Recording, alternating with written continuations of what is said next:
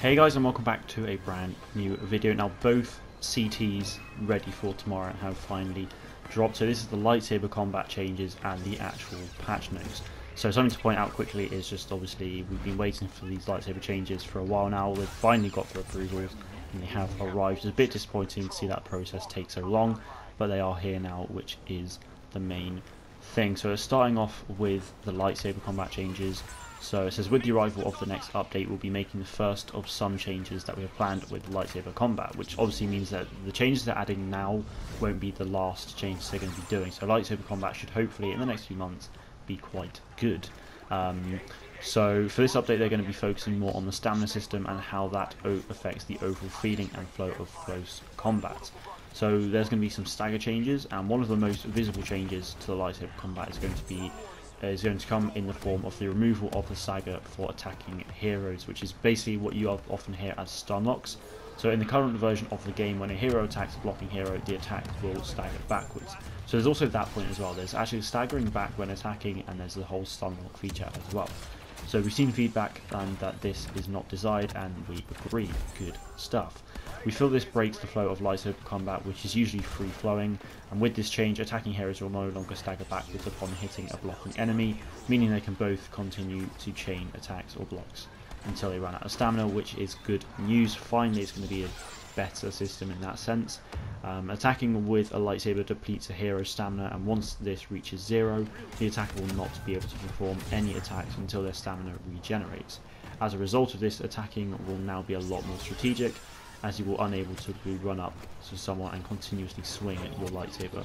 Instead, you will need to think a bit more about utilising your other abilities alongside lightsaber attacks. So this is also good news as well. It would often be the case where you just have someone absolutely battering a lightsaber at them the whole time. And to be honest, I don't really understand why this change wasn't made sooner, but it's finally good to see this. They sound like some good changes so far, so it's going to be nice to actually see where lightsaber combat leads to in a few months. But as well as this, blocking with a lightsaber also reduces a hero's stamina, as it would do anyway, but meaning that nobody will be able to block indefinitely, which is fantastic news. Heroes versus villains might not actually be as annoying now, just need to change that targeting system. But while all heroes have changes to their stamina values, we've also made some additional changes to Darth Maul, Rey and Darth Vader. Darth Maul's attacks will now have a stamina cost associated to them. We will also be adjusting unlimited stamina abilities of both Rey's Insight and Darth Vader's Focus Rage. These now give a 50% reduction in stamina costs. That's interesting actually. I wasn't expecting that, to be fair, but that's quite cool actually. That's not too bad. We'll see, because again, like, those two abilities just allowed you to chain lightsaber attacks. So I think from a balance perspective, that's quite good. But going over to stamina overview, there will be a big table coming up, but I'm not going to read through that fully. I will put it on screen for you. If you want to pause it, go for it. I will put it up soon. But as part of the changes with the stamina, they'll be adjusting the values for every lightsaber wielding hero in the game. And the stamina system is broken down into 6 separate categories, which you'll see in the table. These categories are melee cost, blaster deflect cost, melee deflect cost, regen delay, regen speed, and deflect spread. So melee cost is the effect of stamina required for each swing of a lightsaber. The blaster deflect cost is how much stamina is reduced with the deflection of each blaster bolt. Melee deflect cost is the amount of stamina per lightsaber hit that is reduced. So if you're defending, that is. Regen delay is how many seconds before stamina regeneration begins to occur. Regen speed is the speed in which stamina regenerates, and deflect spread is the angle in which lightsaber heroes can deflect blaster fire. So a bit more of an overview. So stamina is reduced when defending. It'll be a hero blocks a lightsaber attack with their own lightsaber, or they block blast fire. And when a hero is out of stamina, attacking a hero can no longer happen, and they have to wait for recharging, as well as blocking. A hero can no longer block efficiently. Any hero that gets hit by an attack that brings their stamina to 0 receives full damage and is caused to stagger. So now in the CT, there's actually this big hero stamina breakdown. I will put it on screen for you. If you want to have a look through it, pause the video now and just have a look through it. Some interesting stats here. And something to point out actually is that Maul has this melee deflect amount of stamina, so it doesn't state anywhere that Maul's getting I don't believe it states anywhere that Maul's getting a block, and I'm pretty sure the devs have stated that they don't really want to see more having block anyway. I could be wrong there, but that's interesting to see nonetheless anyway, so we'll have to wait and see. But a lot of changes there as well, so hopefully if you did pause the video then you would have got a good look. There's some lightsaber overviews as well. Again, I won't go through all of this. This is just talking about base damage, max damage, damage from behind, and the maximum damage behind for each lightsaber hero. So if you want to pause the video and have a look at that again, by all means do so. Looking at this now, so yeah, that is pretty much, yeah, that's it for the lightsaber combat changes. Some good changes referring to the stamina and all that stuff. It sounds good. But moving on to the second CT of the day, we've now got the actual patch notes for the update as a whole. So going into straight into it, there's obviously Capital Supremacy. So the brand new mode comes to Star Wars Battlefront 2 in this update. Capital Supremacy has players facing off against one another in a large-scale non-linear battle. Both sides fight hard to take down the enemy's capital ship whilst conquering the disputed planet. Something to note actually, and this is thanks to Torbus's tweet, is that after this whole disputed planet thing, there was one more sentence which has since been removed, but this said the mode launches with a new Geonosis map, which is obviously the Pipeline West, and will get further map support in coming updates. That has now been since taken out. I think that's going to be something that they will unveil a bit more later on, but basically it's very likely, you know, 100% we'll see more maps coming in the future, which is good news. I feel like one map to start with, it's kind of okay, but after a few days it could just get a very repetitive kind of feel to it, so we'll see. But more maps will be coming in the future for sure, which is good. So obviously getting past enemy lines as well, referring to the infiltrator reinforcements, even with or without a squad, can be crucial to breaking their defences. The ARC Trooper and BX series Droid Commando are exemplary at this.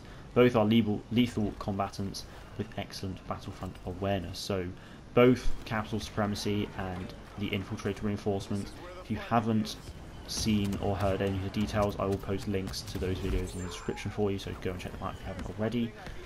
Again, the lightsaber combat changes are coming, which I literally just spoke about as well, which is good. But now moving on to the actual release notes, so new content features. Is this adding new game mode, obviously Capital Supremacy, which is playable on a brand new map on Geonosis, Pipeline Junction West. Added new interior maps inside the Republic Attack Cruiser and the Separatist Dreadnought as part of the Capital Supremacy game mode. And from a tweet earlier from Ben, he has stated that these are actually quite big, you know, big enough to be considered new levels, which is quite nice to see.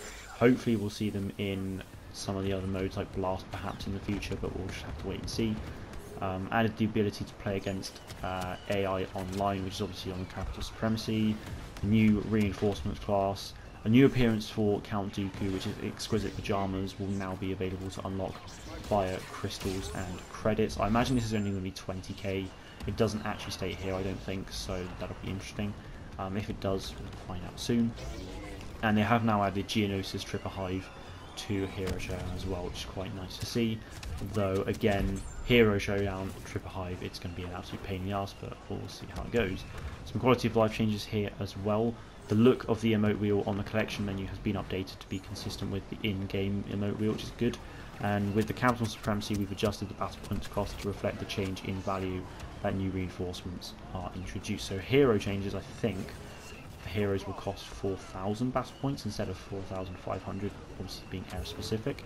So that's nice to see. The new reinforcements, I believe, either cost 2,000 or 3,000. It's a while since I've seen that post now, but we will see. So we've got some hero changes. There's just some generic ones here about lightsaber combat, which we have seen. So obviously removed staggered when a player attacks from an enemy who's blocking. Hero can no longer attack when they are out of stamina. Removed the stamina cost associated with pressing and holding block.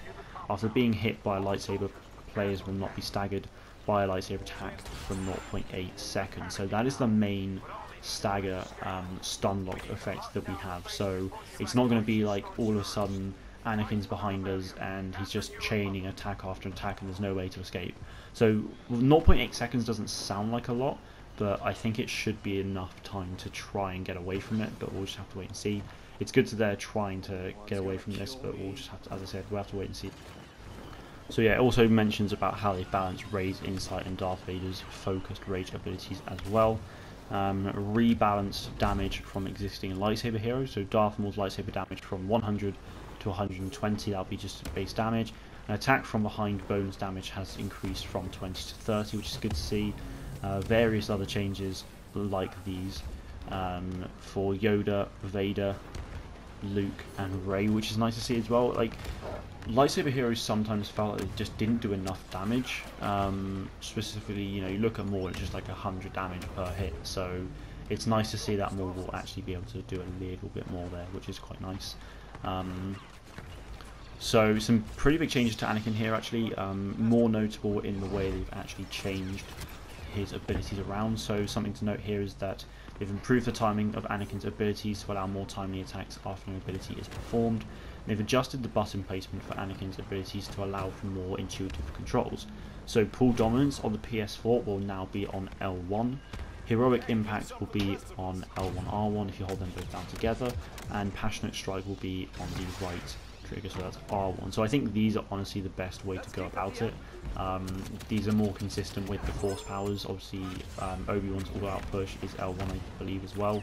So it's kind of just more consistent in the Force ability tends to be on the left. And Heroic Impact, it does feel like it's a bit of a L1R1 situation, you know, one of those that middle core ability. So I think it's a nice way to kind of change that, which is good. They've also fixed an issue where Anakin would be unable to attack or cast abilities if he was stunned by the ability whilst Retribution was active. They've edited the text description for Heroic Impact ability card for clarity. Same with the Anakin's Pressure Star card as well. Luke, they've just fixed an issue where his star cards would be unequipped after consecutive rounds of heroes versus villains. Obi-Wan, so his mind trick has been increased the duration of that, so it's gone from 3 seconds to 4.5 seconds, which is good to see. Just makes it a bit more active, which is nice. Dooku, they've slightly improved the animation of characters when they're under the influence of Dooku's exposed weakness, so it'll be interesting to see how different they are. I can't imagine it's going to be too much, it's just a slight improvement, so hopefully it'll be a bit more realistic. Bosk fixed an issue where the Predator Resilience star card would grant more damage than stated on the epic rarity, so that's a good little nerf there actually, little bug fix at least. Palps, they fixed an issue where you would occasionally slow down a character's overall speed and animations when being affected by Emperor Palpatine's abilities, bit of a yikes. Fixed an issue where that would cause lightsaber heroes blocking the blocking functionality to break if they block the electrocute ability inside the Dark Aura ability range. Yoda fixed an issue where Yoda's blocking would lose functionality after using the presence ability right when a crowd control ability was used on him. Again, it's just more a case of fixed blocking issues and star cards and all that stuff here and stuff. I can't say anything worth noting down too much. Just a few bug issues there with heroes, which is nice to see. So Geonosis, there's a bit of a change here. So they've added Hailfire droids firing missiles as a battle beyond element on Geonosis. By that it means the actual wider experience of the battle. So obviously we can't see or play as the Hellfire droids. Well, you can see them, but you're not on the map as such. But kind of in the actual wider environment on the planet, you will be able to see them on the left and right of the map, which is quite cool. But you'll be able to see them firing missiles now, which is pretty cool as well. Some squad spawn changes, enabling the messaging for when a player is being spawned on. No battle points are awarded in that event, so that's good. There was that issue actually, so that's good to see that they've been taken away. And fixed an issue where the player would occasionally hear no sound when spectating other players from the squad spawn screen, which is very good to see actually, because that issue was introduced in the Anakin update, so I'm glad they finally changed that, because that was really like eerie and hard to get used to actually, so it's nice to see that change. There's nothing worth noting here for the rest of it. There's just one known issue, which is due to a late balancing change. The ability description text for Rey's insight and Darth Vader's focus rage abilities have not been updated with their latest changes. The description text will be corrected at a later update. I imagine if they do a hotfix, it'll probably be done then, but they will get that out in a future update nonetheless anyway. So just to in case of any confusion. But that's going to be it for today. As I said, Capital Supremacy and Reinforcements videos in the description if you've seen them already. Lightsaber Combat was before, and this was the patch notes CT. So a long video, so I appreciate if anyone's here at the end, let me know so I can personally thank them. But that's it for today, guys. The update rolls out tomorrow, so I'll be streaming that as and when it goes live. So thank you all very much for watching, and may the Force be with you always.